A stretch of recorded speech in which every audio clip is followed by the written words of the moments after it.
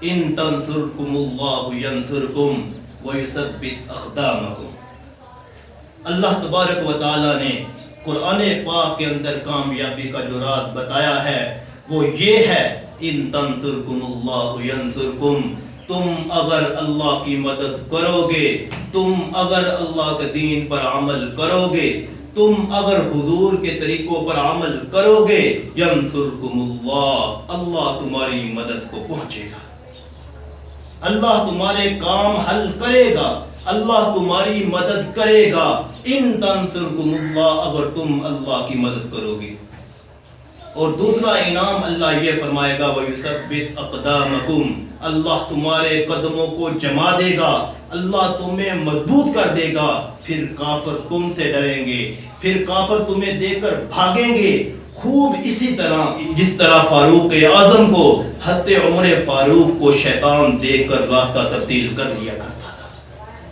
یہی تو بات تھی، یہی تو وہ کامیابی کا راز ہے جس کو آدم علیہ السلام سے لے کر محمد الرسول اللہ صلی اللہ علیہ وآلہ وسلم تک ہر نبی نے یہ کہا، ہر نبی نے اپنی قوم کو اس بات کی تلقین کی، اس بات کی دعوت دی کہ لا الہ الا اللہ یہ کامیابی کا راز ہے۔ اگر لا الہ الا اللہ پڑھ لو گے کامیاب ہو جاؤ گے، یہ دنیا بھی تمہاری ہو جائے گی، آخرت بھی تمہاری ہو جائے گی۔ آدم علیہ السلام نے یہ کہا، نوح علیہ السلام نے 950 سال اپنی قوم کو اس بات کی دعوت دی، اس بات کا اعلان کیا کہ میری قوم میری بات کو مان لو، میری بات پر عمل کر لو، لا الہ الا اللہ پڑھ لو، کامیاب ہو جاؤ گے۔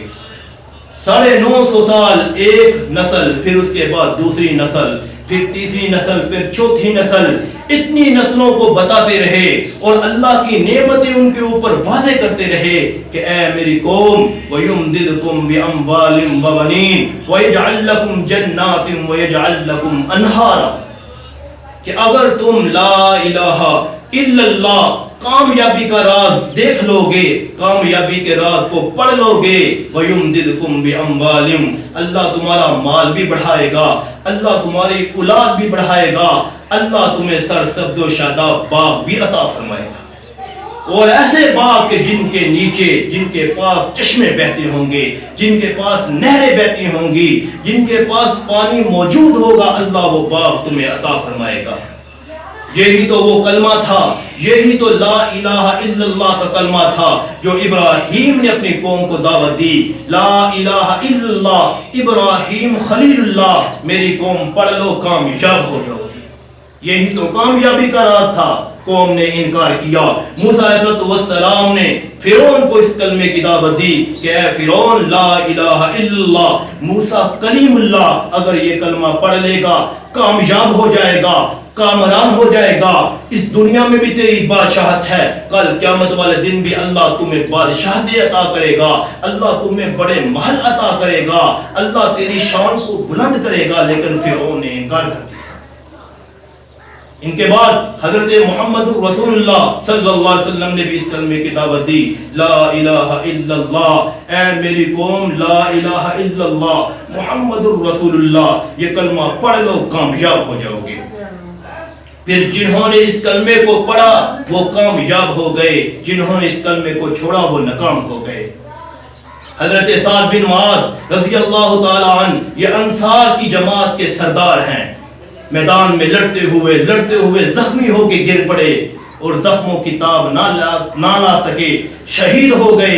جب یہ شہید ہوئے آسمان پہ اللہ کا عرش کانپنے لگا، اللہ کا عرش کانپنے لگا۔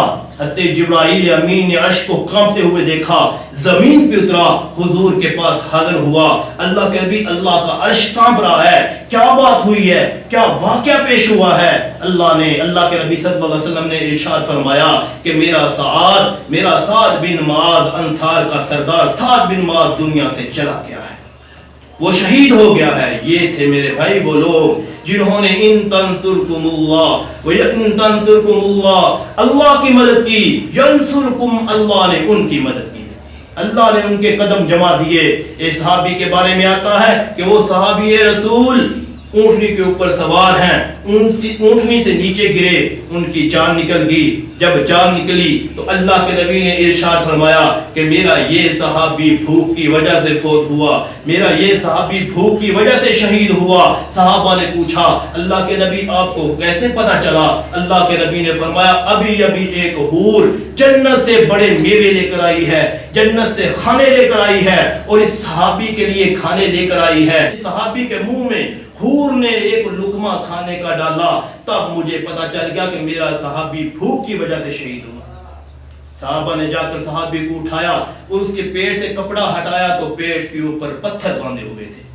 میرے بھائی یہ تھی وہ بات جو صحابہ کو ان تنصرکم اللہ ینصرکم کہ وہ اللہ کی مدد کے لیے کھڑے ہو گئے، اللہ کے دین کو لے کر چل پڑے۔ اللہ نے پھر صحابہ کو کامیاب ایسا کیا کہ اللہ نے قرآن کے اندر اعلان کر دیا کہ پوری دنیا کے اندر اعلان کر دو رضی اللہ عنہم ورضوا عنہ، میں اصحاب محمد سے راضی ہو گیا، میں اللہ کے نبی کے صحابہ سے راضی ہو گیا، میں کائنات کا مالک صحابہ سے راضی ہو گیا۔ ایک صحابی کے بارے میں آتا ہے کہ اس کا چچا زاد میدان میں پڑا ہے، زخمی حالت میں چچا زاد پانی لے کر آتا ہے کہ پانی پلاؤ، پانی لے کر آتا ہے، پلانے لگتا ہے۔ ایک دوسرا صحابی کہتا ہے کہ پانی کی مجھے ضرورت ہے، مجھے پانی پلا دو۔ وہ زخمی صحابی کہتا ہے کہ پہلے اس کو پلا۔ وہاں پر جب اس صحابی کو وہ پانی لے کر پہنچتے ہیں، پلانے لگتے ہیں، وہ صحابی کے ایک اور صحابی دور سے آواز دیتا ہے کہ مجھے پلاؤ۔ وہ صحابی کہتا ہے پہلے اس کو پلاؤ۔ وہاں پر پہنچتے ہیں تو وہ صحابی شہید ہو چکا ہے۔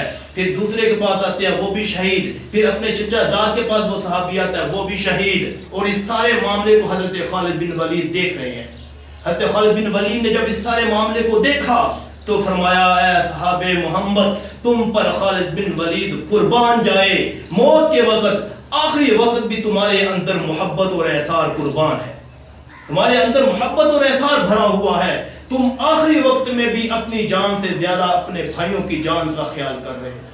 میرے بھائی یہ ہے وہ چیز ان تنصرکم اللہ ینصرکم، اگر تم اللہ کے دین کی مدد کرو گے اللہ تمہاری مدد کرے گا، اللہ تمہارے قدموں کو جما دے گا، اللہ تمہیں دنیا میں بھی خوش رکھے گا، اللہ آخرت میں بھی خوش رکھے گا۔ یہ ہے میرے بھائی کامیابی کا راز، یہ ہے کامیابی کا راز لا الہ الا اللہ۔ جس نے پڑھا وہ کامیاب ہو گیا، جس نے لا الہ الا اللہ کا انکار کیا وہ دنیا میں بھی ناکام ہو گیا، آخرت میں بھی ناکام ہوگا۔